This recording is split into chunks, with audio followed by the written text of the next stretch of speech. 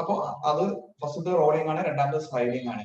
അപ്പൊ അതെന്താ, രണ്ട് ടൈപ്പ് ഫ്രിക്ഷൻ തന്നെയാണ്, ഒന്ന് റോളിംഗ് ഫ്രിക്ഷനും മറ്റേത് സ്ലൈഡിംഗ് ഫ്രിക്ഷനും. അപ്പൊ ഏതായിരിക്കും കുറവ്?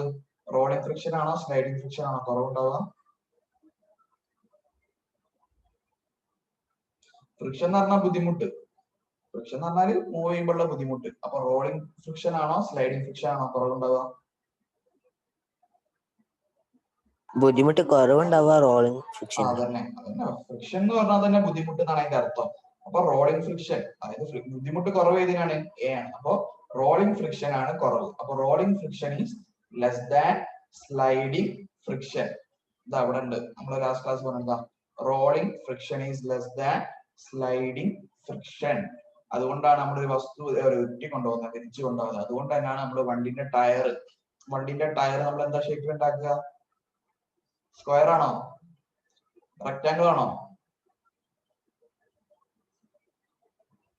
മക്കളെ വണ്ടിന്റെ ടയർ ഏതാ ഷേപ്പ്? റൗണ്ട് സർക്കിൾ അല്ലേ? അവിടെ റോളിംഗ് ആണോ സ്ലൈഡിംഗ് ആണോ വരുന്നത്? റോളിംഗ് അല്ലേ? ആണല്ലോ. അപ്പോ സ്വാഭാവികമായിട്ടും എന്താണ് റോളിംഗ്, എന്താണ് നമുക്ക് പറയാ റോൾ ചെയ്യുമ്പോഴാണ് സുഖം.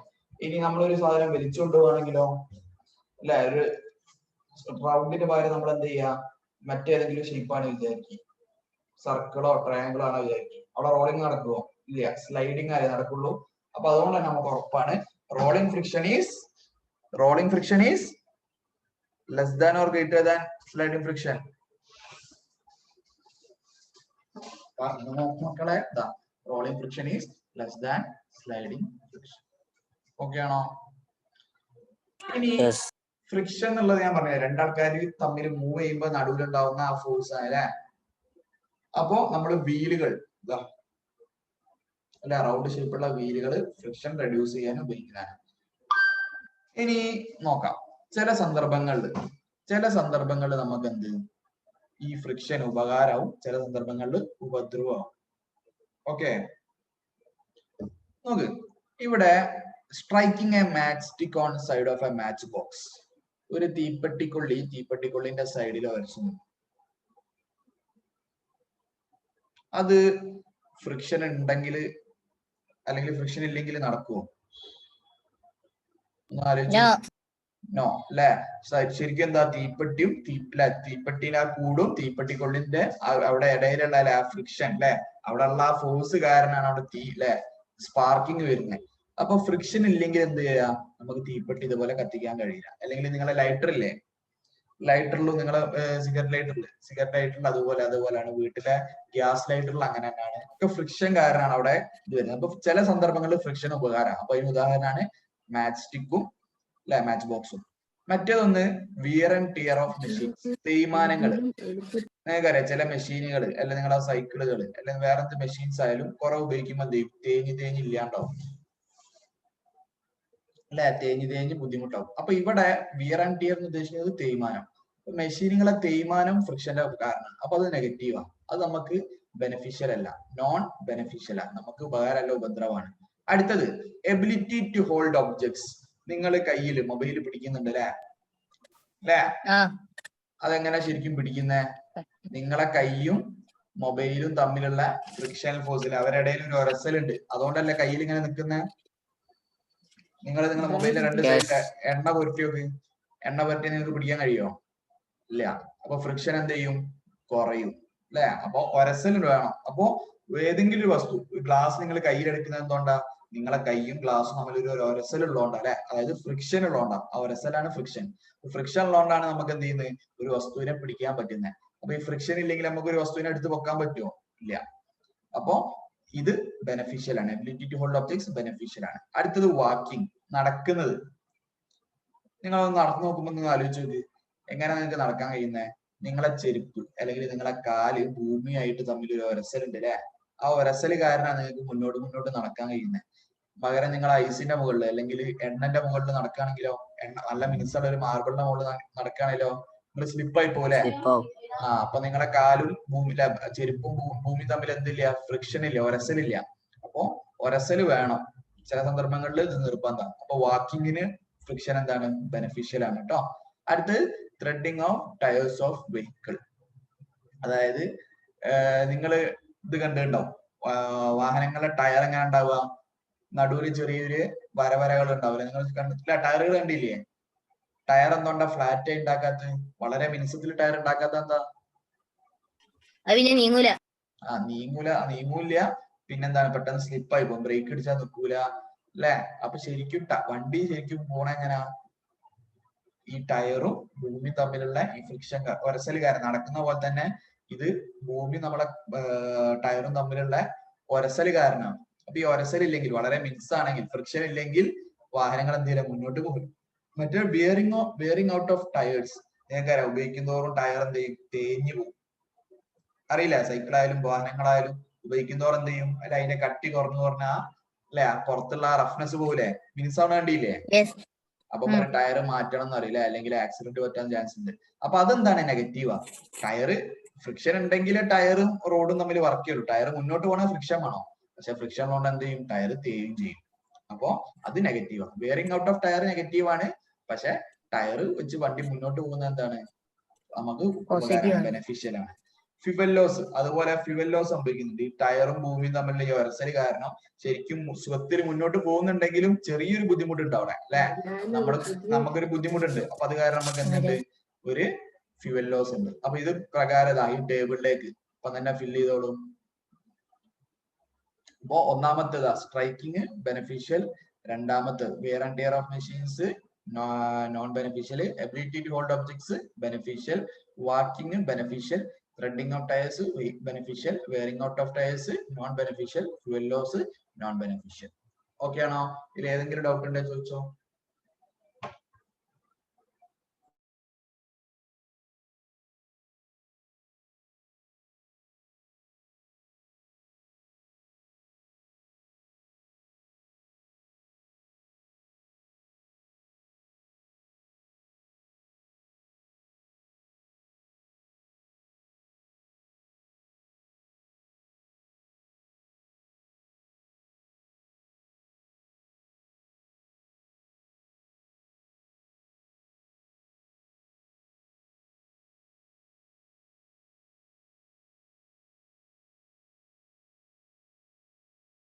ഹലോ, ഓക്കെ, നോക്കിയോ? ഇതിൽ ഏതെങ്കിലും ഡൗട്ട് ഉണ്ടെങ്കിൽ പറഞ്ഞോ. ഞാൻ നിങ്ങൾക്ക് ടൈം തന്നാണ്, ഡൗട്ടിനെ ചോദിക്കാൻ ടൈം തന്നാ. ഡൗട്ട് ഇല്ല സാർ. അങ്ങനെ നമുക്ക് അടുത്ത ടോപ്പിക്കിലേക്ക് പോവാം. ഇതിന്റെ കണ്ടിന്യൂഷൻ തന്നെയാണ്. അപ്പൊ നമ്മൾ ഇവിടെ പറഞ്ഞിട്ടുണ്ടല്ലേ, wear and tear of machines. Vehicles എന്ത് ചെയ്യും? വെഹിക്കിൾസ് അല്ലെ മെഷീൻസ് എന്ത് ചെയ്യും? തേഞ്ഞില്ലേ? ഈ ഉപയോഗിക്കുന്നതോറും ഒരഞ്ഞു ഇല്ലാണ്ടാവും. അപ്പൊ ചില സന്ദർഭങ്ങളിൽ നമുക്ക് എന്താണ്, ഈ മെഷീനുകൾ തേഞ്ഞു തീർന്നാൽ നമുക്ക് ഭയങ്കര നഷ്ടമാണ്. കാരണം വലിയ വലിയ മെഷീൻസ് ഒക്കെ തേഞ്ഞു തീർന്നാൽ അത് ഉപയോഗിക്കാൻ കഴിയാതാവും. അപ്പോ സ്വാഭാവികമായിട്ടും ഈ തേയ്മാനം അല്ലെ, ഈ തേയ്മാനം കുറയ്ക്കാൻ അഥവാ ഫ്രിക്ഷൻ കുറയ്ക്കാൻ നമുക്ക് എന്തെങ്കിലും വകുപ്പ് വേണം. അപ്പൊ അതിനു വേണ്ടി നമ്മൾ ചില കാര്യങ്ങൾ ചെയ്യാറുണ്ട്.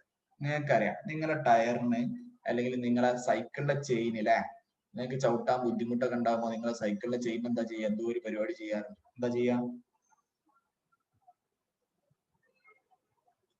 സൈക്കിളിൽ എല്ലാവർക്കും സൈക്കിള് ലൂസ് ആക്കണ്ട, സൈക്കിളിലെ ചെയിന് ഒട്ടുമ്പോ ബുദ്ധിമുട്ട് വരികയാണെങ്കിൽ നിങ്ങൾ എന്താ ചെയ്യുക സാധാരണ? ഓയിൽ ഇടും അല്ലെങ്കിൽ ഗ്രീസ് ഇടും. ഓയിൽ ഇടും അല്ലെങ്കിൽ ഗ്രീസ് ഇടും. അല്ലെങ്കിൽ നിങ്ങളെ ഡോർ അല്ലെ ജനവാതിലെ നല്ലോണം തുറക്കാൻ കഴിയുന്നില്ല. അപ്പൊ നിങ്ങൾ അതിന്റെ ജോയിന്റിൽ നിങ്ങൾ എന്താ ചെയ്യുക? കുറച്ച് ഓയിൽ ഇട്ട് കൊടുക്കും അല്ലെ? നിങ്ങൾക്ക് അറിയാം. അല്ലെങ്കിൽ വെള്ളം മുക്കുന്ന ആ സാധനം, കപ്പി എന്ന് പറഞ്ഞ ആ സാധനം അല്ലെ, കപ്പി പുള്ളിന്റെ അവിടെ ബുദ്ധിമുട്ടുണ്ടെങ്കിൽ അവിടെ കുറച്ച് ഓയിൽ ഇട്ട് കൊടുക്കും. അപ്പൊ നമ്മൾ ഓയിലൊക്കെ ഇട്ട് കൊടുക്കാറുണ്ട്. അപ്പൊ എന്തിനാ ശരിക്കും ഓയിൽ ഇട്ട് കൊടുക്കുന്നത്? ആർക്കെങ്കിലും ഒന്നും അറിയോ? എന്തിനാ ഓയിൽ? തുരുമ്പിടിക്കാതെക്കാൻ. തുരുമ്പിടിക്കാതെ നമ്മൾ പെയിന്റ് അടിക്കുന്നത്. തുരുമ്പിടിക്കാതെക്കാനല്ല. ഓയിൽ ഇട്ടാൽ നിങ്ങൾക്ക് സുഖത്തിൽ ചെയിൻ മൂവ് ചെയ്യാം അല്ലെ? ചെയിന് തിരിക്കുന്ന സമയത്ത് നിങ്ങൾക്ക് ബുദ്ധിമുട്ടുണ്ടെങ്കിൽ കുറച്ച് ഓയിൽ ഇട്ട് കൊടുക്കാം. എന്താണ്? കിട്ടില്ല? ഒന്നെല്ലാരും മൈക്ക് മ്യൂട്ട് ചെയ്യണേ.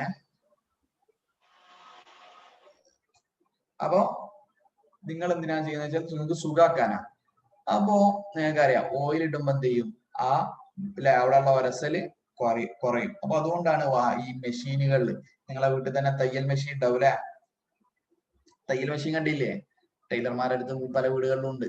ആ മെഷീൻ എന്തുണ്ട്, ചെറിയ ഓയിൽ ഇടുന്ന ബോട്ടിലൊക്കെ നിങ്ങൾ കണ്ടിട്ടുണ്ടോ? ഇടയ്ക്കിടയ്ക്ക് അതിന് ഓയിൽ ഇട്ട് കൊടുക്കാറുണ്ട്. എന്തിനാ? ആ മെഷീന് സുഖമായിട്ട് വർക്ക് ചെയ്യാനാ. അതിന്റെ ഉള്ളിൽ ഒരസലൊന്നും ഇല്ലാതെ സുഖമായിട്ട് ഇങ്ങനെ കറങ്ങാൻ വേണ്ടിയിട്ടാ. അപ്പം തന്നെ നമുക്കറിയാം ഈ മെഷീനുകളിലൊക്കെ നമ്മൾ എന്ത് ചെയ്യും? ഓയിൽ ചെയ്യും. അപ്പൊ ഓയിൽ ചെയ്യണ അതിന്റെ പുറത്ത് എന്താ എഴുതി നോക്കിക്കൊണ്ട് ലൂബ്രിക്കൻസ് എഴുതിണ്ടാവും. ലൂബ്രിക്കൻസ് ഇങ്ങനെ ഒരു വാക്കുണ്ടാവും. അല്ലെങ്കിൽ പരസ്യത്തിലൊക്കെ കണ്ടിട്ടുണ്ടാവും. എഞ്ചിൻ ഓയിൽ, ലൂബ്രിക്കൻസ് എന്നൊക്കെ പറഞ്ഞിട്ട് പരസ്യങ്ങളൊക്കെ ഒന്ന് ശ്രദ്ധിക്കാം. എഞ്ചിൻ ഓയിലിന്റെ പരസ്യമല്ലേ അതിൽ ലൂബ്രിക്കന്റ് എന്നുണ്ടാവും. അതായത് നമ്മള് ഈ ഒരസൽ കുറയ്ക്കാൻ, ഈ ഫ്രിക്ഷൻ കുറയ്ക്കാൻ വേണ്ടിയിട്ട് നമ്മൾ എന്തെങ്കിലുമൊക്കെ അല്ലെ ഒഴിച്ചു കൊടുക്കാറുണ്ട് അല്ലെ. ഫോർ എക്സാമ്പിൾ കോക്കനട്ട് ഓയിൽ ഒഴിച്ചു കൊടുക്കാറുണ്ട് ചില ആൾക്കാർ. ചില ആൾക്കാർ സാധാരണ നമ്മളെ സൺഫ്ലവർ ഓയിൽ ഒഴിച്ചു കൊടുക്കാറുണ്ട്. കെറോസിൻ ഒഴിക്കാറുണ്ട്. കെറോസിനും ചില സ്ഥലങ്ങളിൽ ഉണ്ട്. എന്നാലും അധികം ഓയിലാണ് ഒഴിക്കാറ്. പിന്നെ മറ്റു വേറെയും പല സാധനങ്ങൾ ഒഴിക്കാറുണ്ട് അല്ലെ. എന്തിന്? ഈ ഒരസൽ കുറയ്ക്കാനേ, വേറെ കാര്യത്തിനല്ല. ഈ ഒരസൽ അല്ലെ, ഈ ബുദ്ധിമുട്ട് ഫ്രിക്ഷൻ കുറയ്ക്കാൻ വേണ്ടിട്ട് നമ്മൾ ചില കാര്യങ്ങൾ ആഡ് ചെയ്യാറുണ്ട്. അങ്ങനെ ആഡ് ചെയ്യുന്ന സാധനങ്ങൾ ഒഴിക്കുന്ന പേരാണ് lubricants. Grease, oil, coconut oil, sunflower oil, ഒരുവിധ ഓയിലൊക്കെ എന്താണ്? ഇതുപോലെ ലൂബ്രിക്കന്റ് ആണ്. ഗ്രീസ് ഉണ്ട്, ഗ്രീസ് ഒക്കെ ഇട്ട് കൊടുക്കാറുണ്ട്. അപ്പൊ അതൊക്കെ ഇതിനാണ് സുഖമായിട്ട്. പിന്നെ മറ്റൊരു സാധനമാണ് ഗ്രാഫൈറ്റ്. ഗ്രാഫൈറ്റ് എന്ന് പറഞ്ഞാല് ശരിക്കും പറഞ്ഞാൽ കരിയില്ലേ, കൽക്കരിയില്ലേ, കരി. അതിന്റെ കുറച്ചും കൂടി പ്യുവർ ആയിട്ടുള്ള ഫോം ആണ്. നല്ല പെൻസിലിന്റെ മൊനയിലൊക്കെ ഉണ്ടാവണല്ലേ? എന്തില്? പെൻസിലിന്റെ ഷാർപ്പില്. പെൻസിലിന്റെ ഷാർപ്പ്. നിങ്ങളെ എക്സാമ്പിൾ ഉണ്ട്. ഗ്രാഫൈറ്റ് എന്ന് പറഞ്ഞാൽ നിങ്ങളെ പെൻസിലിന്റെ ഷാർപ്പ് അതിലുള്ള പ്രധാന സാധനം ഗ്രാഫൈറ്റ് ആണ്. ആ സാധനങ്ങൾ പെൻസിലിന്റെ മുന ഒന്ന് എപ്പോഴെങ്കിലും പൊട്ടിപ്പോയതുണ്ടെങ്കിൽ നല്ലോണം പൊടിച്ചു വെക്കാം. നല്ലോണം കുത്തി പൊടിക്കുക. ഓക്കെ, എന്നിട്ട് അതൊന്ന് വെറുതെ കയ്യിൽ ഇങ്ങനെ ആക്കി വെക്കുക. നിങ്ങളെ പെൻസിലിന്റെ മുന ഓൾറെഡി പൊട്ടിയതുണ്ടെങ്കിൽ ഇനിയിപ്പോ പൊട്ടിച്ചാലും കുഴപ്പമില്ല. അത് നല്ലോണം കുത്തി നല്ല പൗഡർ പോലെ ആക്കാം. നല്ലോണം പൗഡർ പോലെ ആക്കാം. എന്നിട്ട് നിങ്ങൾ കയ്യിലൊന്ന് വെറുതെ ഒന്ന് ആക്കി നോക്കി. ഭയങ്കര മിക്സ് ആയിരിക്കും. ശ്രദ്ധിച്ചാൽ മതി. പിന്നെ വയലേക്ക് ആക്കരുത്, ഭയങ്കര വിഷമാണ്. അതിൽ ലെഡ് ഉണ്ട്. അപ്പോ ഗ്രാഫൈറ്റ് എന്ന് പറഞ്ഞാല് പ്യുവർ കാർബൺ ആണ്. നിങ്ങളെ പെൻസിലിൽ ലെഡും ഉണ്ട് കേട്ടോ. അപ്പൊ മനസ്സിലാക്കുക, ഈ ഗ്രാഫൈറ്റ് എന്ന് പറഞ്ഞാല് പൊടിച്ചാല് ഭയങ്കര മിക്സ് ആയിരിക്കും. ഓക്കെ, ഇപ്പൊ ഗ്രാഫൈറ്റ് എന്ന് പറഞ്ഞാൽ സോളിഡ് ആയിട്ടുള്ള, ലിക്വിഡ് അല്ല. ഈ കോക്കനട്ട് ഓയിലും ഗ്രീസൊക്കെ എന്താ ലിക്വിഡ് ടൈപ്പാ. ഗ്രാഫൈറ്റ് എന്ന് പറഞ്ഞാൽ സോളിഡ് ആയിട്ടുള്ള ലൂബ്രിക്കന്റ്. പിന്നെ മറ്റൊരു സാധനം ഉപയോഗിക്കാറുണ്ട് ഇതുപോലെ. നിങ്ങൾ ഈ സാധനങ്ങൾ കണ്ടിട്ടുണ്ടോ? ഈ സാധനങ്ങൾ കണ്ടിട്ടുണ്ടോ? Ball bearing. ഇതെവിടെ കണ്ടു നിങ്ങള്?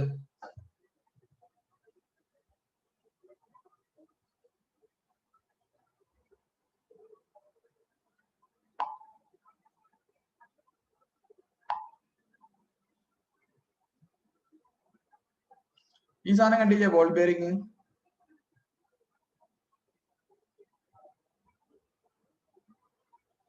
കണ്ടില്ല? സൈക്കിളൊക്കെ നന്നാക്കാൻ പോകുമ്പോ, അല്ലെങ്കിൽ വേറെ വാഹനങ്ങളൊക്കെ നന്നാക്കാൻ പോകുമ്പോ നോക്കിയാൽ മതി കേട്ടോ. വീടുകളിലെ എന്ത് വണ്ടി ഉണ്ടെങ്കിലും കറങ്ങുന്ന സാധനങ്ങളൊക്കെ ഉണ്ടെങ്കിലും ഫാനിന്റെ അകത്ത് ഉണ്ടാകാറുണ്ട്. ഒരുപാട് സാധനത്തിന്റെ അകത്ത് ഇത് ഉണ്ടാകാറുണ്ട്. Ball bearing. ഓക്കെ, ഇതെന്തിനാന്ന് ചോദിച്ചാൽ സുഖമായിട്ട് ടയറൊക്കെ കറങ്ങാൻ വേണ്ടിയിട്ടാണ് ഈ സാധനം കേട്ടോ. സുഗമമായിട്ട് ടയറൊക്കെ കറങ്ങാൻ വേണ്ടിയിട്ടാണ് ഈ സാധനം ഉണ്ടാക്കുന്നത്. ഓക്കെ ആണോ? ഓക്കെ ആണോ?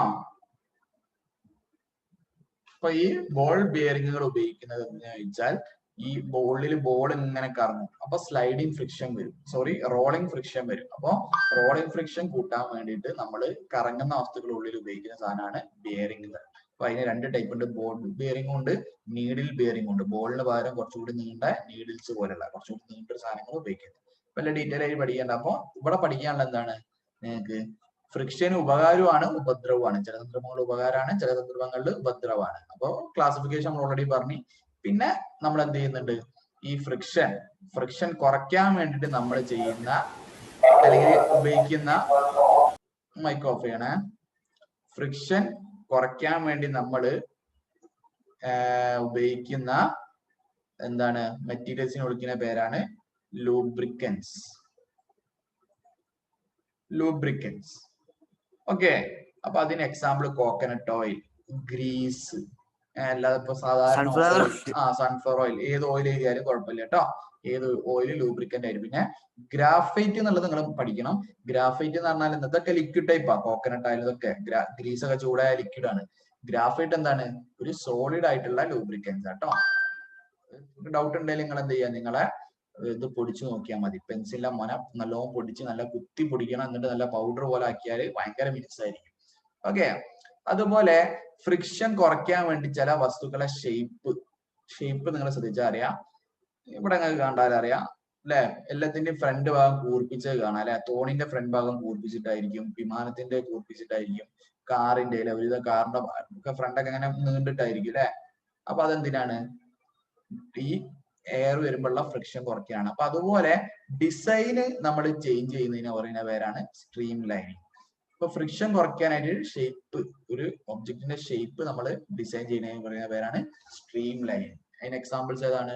ഇതുപോലെ എന്താണ് നമ്മുടെ വിമാനങ്ങൾ അല്ലെ, കാറുകളെ, തോണി, ബോട്ടുകളെ, ഇവരൊക്കെ ഫ്രണ്ട് ഭാഗം എന്തായിരിക്കും? അങ്ങനെ കൂർത്തിട്ടായിരിക്കും കേട്ടോ. അതെന്തിനാണ്? ഫ്രിക്ഷൻ കുറയ്ക്കാൻ. അപ്പൊ എന്തെങ്കിലും ഡൗട്ട് ഉണ്ടെങ്കിൽ ചോദിക്കുക. അല്ലാണ്ട് മുന്നോട്ട് ബുള്ളറ്റ് ട്രെയിനോ? ബുള്ളറ്റ് ട്രെയിൻ അല്ലെ, ട്രെയിനിന്റെ ഒക്കെ ബുള്ളറ്റ് ട്രെയിൻ നല്ല സ്പീഡ് പോകുന്ന, സാധാ ട്രെയിൻ അല്ല, നല്ല സ്പീഡ് പോകണം. നമ്മൾ അതിനേക്കാളും 4-5 ഇരട്ടി പോകുന്ന ബുള്ളറ്റ് ട്രെയിൻ ഒക്കെ നിങ്ങൾ കണ്ടിട്ടുണ്ടാവും. അപ്പൊ അതിന്റെ ഷേപ്പ് ഒക്കെ ഏതാണ്ട് ഇങ്ങനെയാണ്. ഇവിടെ ഒരു ടെക്സ്റ്റ് ബുക്ക് ചിത്രം ഉണ്ട്, നമുക്ക് നോക്കാം. അത് അവിടെ ഒരു ട്രെയിനിന്റെ ചിത്രം കണ്ടോ? അത് നിങ്ങൾക്ക് അടുത്ത ചാപ്റ്ററിൽ പഠിക്കാണ്ട് ഇതിന്റെ ചെറിയ വർക്കിംഗ് കേട്ടോ. ഇതൊരു ട്രെയിനാണ്. ആ ട്രെയിനിന്റെ മുൻഭാഗം എന്തായിരിക്കും? ഇങ്ങനെ കൂർപ്പിച്ചിട്ടായിരിക്കും അല്ലെ. അപ്പൊ അതെന്തിനാ വെച്ചാൽ ഡിസൈന് ഇതാ ഇങ്ങനൊക്കെ ആയിരിക്കും. എന്തിനാന്ന് വെച്ചാൽ എന്തിനാ? ടു റെഡ്യൂസ് ഫ്രിക്ഷൻ കുറയ്ക്കാൻ വേണ്ടിട്ട് കേട്ടോ. ആ പരിപാടിന്റെ പേര്, അതുപോലെ ഡിസൈൻ മാറ്റുന്ന പരിപാടിന്റെ പേരാണ് stream lining. Stream lining. Okay ആണോ? അപ്പൊ എന്തെങ്കിലും ഡൗട്ട് ഉണ്ടെങ്കിൽ ചോദിക്കുക, അല്ലെങ്കിൽ നമുക്ക് തൽക്കാലം ഇതുവരെ മതി. വല്ലാണ്ട് പുതിയതായിട്ട് എടുക്കുന്നില്ല. ഓക്കെ. കുറെ പേരിലുണ്ട്. അടുത്ത ടോപ്പിക്ക് പുതിയതായിട്ട് ക്ലാസ് തന്നെ വേണം. ഒന്നിപ്പോ തുടങ്ങിയാൽ തീരൂല. അപ്പൊ ഇതുവരെയുള്ള ഭാഗത്തിൽ ഡൗട്ട് ഉണ്ട്, അപ്പൊ ചോദിച്ചോളൂ. ഇല്ലെങ്കിൽ നമുക്ക് വീഡിയോ ചെയ്യാം.